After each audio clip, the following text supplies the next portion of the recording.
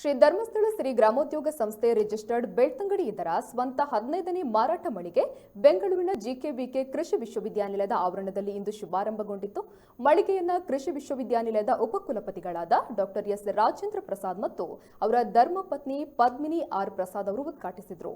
ಈ ಸಂದರ್ಭದಲ್ಲಿ ಕ್ಷೇತ್ರದ ಧರ್ಮಾಧಿಕಾರಿಗಳಾದ ಡಾಕ್ಟರ್ ಡಿ ಬೀರೇಂದ್ರ ಹೆಗಡೆ, ಮಾತೃಶ್ರೀ ಹೇಮಾವತಿ ಅಮ್ಮನವರ ಸೇವೆಗಳನ್ನು ಶ್ಲಾಘಿಸಿ ಸಿರಿ ಉತ್ಪನ್ನಗಳ ಬೆಳವಣಿಗೆಗೆ ಸಂಪೂರ್ಣ ಸಹಕಾರವಿದೆ ಎಂದು ತಿಳಿಸಿ ಶುಭ ಹಾರೈಸಿದರು. ಕಾರ್ಯಕ್ರಮದ ಅಧ್ಯಕ್ಷತೆಯನ್ನ ಸಿರಿ ಸಂಸ್ಥೆಯ ವ್ಯವಸ್ಥಾಪಕ ನಿರ್ದೇಶಕರಾದ ಕೆಎನ್ ಜನಾರ್ದನ್ ಅವರು ವಹಿಸಿದ್ರು. ಈ ಸಂದರ್ಭದಲ್ಲಿ ಸಿರಿ ಸಂಸ್ಥೆಯ ಆಡಳಿತ ಮಂಡಳಿ ನಿರ್ದೇಶಕರಾದ ಶ್ರೀಯುತ ರಾಮಸ್ವಾಮಿ ಅವರು ಉಪಸ್ಥಿತರಿದ್ದು ಶುಭ ಹಾರೈಸಿದರು.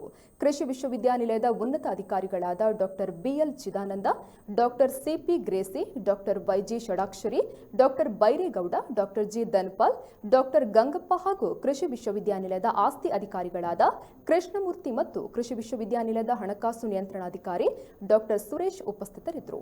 ಮಳಿಗೆಗೆ ಕೃಷಿ ವಿಶ್ವವಿದ್ಯಾನಿಲಯದ ಉಪನ್ಯಾಸಕರು ಮತ್ತು ವಿದ್ಯಾರ್ಥಿಗಳು ಭೇಟಿ ನೀಡಿ ಪ್ರೋತ್ಸಾಹಿಸಿದರು.